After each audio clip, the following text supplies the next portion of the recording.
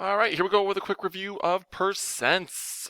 Jenna's parents are requiring her to put some money in a savings account. $10 of her $50 allowance will go into that account. What percent of her money did this represent?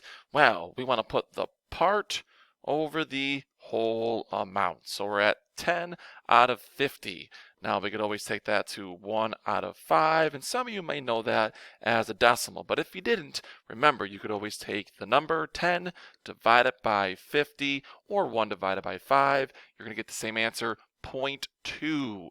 Now, 0.2 is not a percent. It is a decimal, to which I have to move it 2 times to the right, and that's going to make 20%. So Jenna's parents were asking her to put 20% of her money in a savings account. Great idea. Next up, Luca is taking a 300-point standardized test. He earned 82% of the points. How many points of the 300 did Luca earn? Well, let's think of this as 82% times 300. I know that other teachers in the past may have set up proportions and things like that. This is probably just the easiest way to think of it. Now that percentage has to be changed to a decimal before I multiply. 0.82.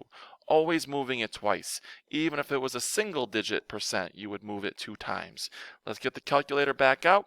0.82 times 300 questions means he got 246 questions correct. Wow, that's a lot of questions, and certainly not as many as you're going to have to answer at the end of this video. Now let's take a look at what we would do for 15.3% of 360. Again, you got to think about moving this decimal 2 times, okay? So if I move it 2 times, I'll be looking at 0.153 times 360, parentheses, mean multiplication. So there it is, choice number 4. Now it's time for you to give a try of this on your own.